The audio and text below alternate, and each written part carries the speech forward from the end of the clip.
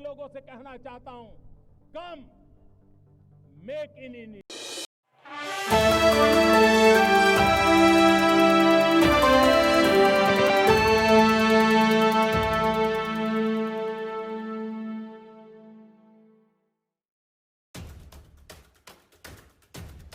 मध्य प्रदेश में मतदाताओं ने प्रत्याशियों की किस्मत का फैसला ईवीएम में कैद कर दिया है।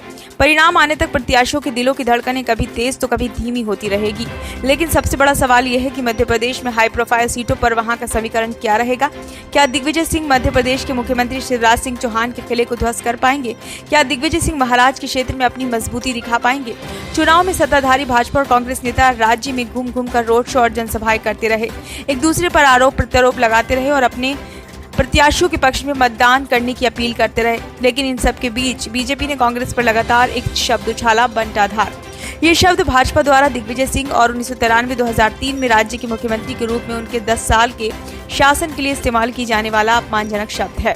इसी बीच हाल ही में ग्वालियर में आयोजित एक सार्वजनिक बैठक में दिग्विजय उन कांग्रेस कार्यकर्ताओं की आलोचना करने से पीछे नहीं हटे जो टिकट से वंचित होने के बाद चुनाव प्रचार में नजर नहीं आए थे। दिग्विजय ने कहा कि मैं उन लोगों के चेहरे नहीं देख पा रहा हूँ जो टिकट मांग रहे थे, वे कहाँ हैं?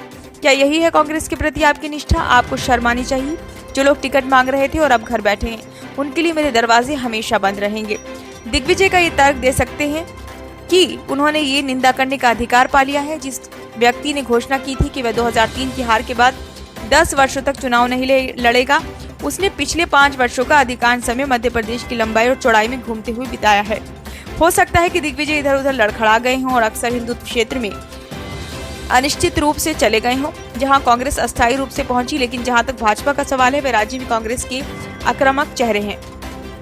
आश्चर्य की बात नहीं है कि इस चुनाव के लिए दिग्विजय को भाजपा के गढ़ मानी जाने वाली 66 सीटों पर कांग्रेस संगठन को पुनर्जीवित करने का कठिन काम सौंपा गया। उन्हें इस काम के लिए लंबी दूरी के यात्री और मध्य प्रदेश के लिए कांग्रेस के अघोषित सीएम चेहरे कमलनाथ ने चुना था, चाहे कांग्रेस खुद को सत्ता में पाती है या नहीं। 3 दिसंबर को इन 66 सीटों पर बहुत कुछ निर्भर करेगा। कांग्रेस के वरिष्ठ नेता राहुल गांधी की भारत जोड़ो यात्रा के ठीक बाद दिग्विजय को इस जिम्मेदारी सौंपी गई थी। अगस्त में जब प्रधानमंत्री नरेंद्र मोदी और कांग्रेस अध्यक्ष मल्लिकार्जुन खड़गे ने राज्य का दौरा किया था, तब तक सिंह बैरासिया विधानसभा सीट से नंगे पैर 11 किलोमीटर की पैदल यात्रा कर चुके थे, जमीन पर काम कर रहे थे और पार्टी कार्यकर्ताओं को एकजुट कर रहे थे। दिग्विजय ने तब से अपने लगातार दौरों के दौरान बड़ी और छोटी सभाओं में भाग लिया, कार्यकर्ताओं को एकजुट किया और नाराज पार्टी कार्यकर्ताओं को मनाने के लिए कदम उठाए।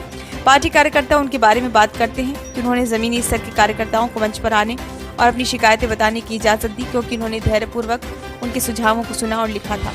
ग्वालियर जिला कांग्रेस कमेटी के प्रमुख अशोक सिंह कहते हैं कि सिंह 4-5 महीने से काम पर हैं और इसका असर जमीन पर दिख रहा है। उन्होंने कई महत्वपूर्ण क्षेत्रों में संगठन को फिर बनाने में मदद की है। उन्होंने जमीनी स्तर के कार्यकर्ताओं के साथ व्यक्तिगत बातचीत की और उनके शीर्ष नेतृत्व के बीच दूरियों को दूर किया। ग्वालियर क्षेत्र जहां कांग्रेस के बागी से भाजपा नेता बने ज्योतिरादित्य सिंधिया का दबदबा है, वह उन क्षेत्रों में से एक था जो दिग्विजय और उनके बेटे जयवर्धन को सौंपा गया था। ऐसे में सवाल उठता है कि क्या कांग्रेस को अपनी 2020 की सरकार गिरने का बदला लेना चाहिए और एमपी जीतना चाहिए?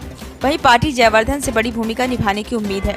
दौरों के अलावा दिग्विजय ने सेवा दल, एनएसयूआई, महिला कांग्रेस और किसान कांग्रेस जैसे प्रमुख संगठनों के साथ साथ जिला पंचायत, जनपद पंचायत, नगर पंचायत के सदस्यों और शहरी स्थानीय निकायों के पार्षदों के साथ बैठकों के माध्यम से कांग्रेस को एकजुट किया।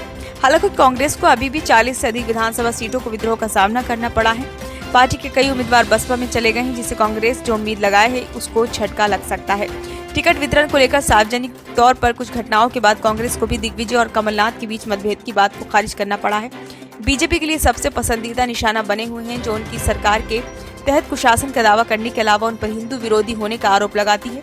कांग्रेस सूत्रों का कहना है कि इसी वजह से दिग्विजय ने हाई प्रोफाइल कार्यक्रम और सुर्खियों से दूर रहने का फैसला किया है। कांग्रेस वर्किंग कमेटी के सदस्य कमलेश्वर पटेल का कहना है कि इससे असहमति कोई आश्चर्य की बात नहीं है। पटेल कहते हैं कि कुछ लोगों का दूसरी पार्टी में जाना और असंतुष्ट होना स्वाभाविक है, लेकिन हमारे वरिष्ठ नेता दिग्विजय सिंह और कमलनाथ ने विद्रोह को रोकने का काम किया है। हमारा मानना है कि जो जमीनी काम किया है उससे हमें कठिन सीटों पर मदद मिलेगी।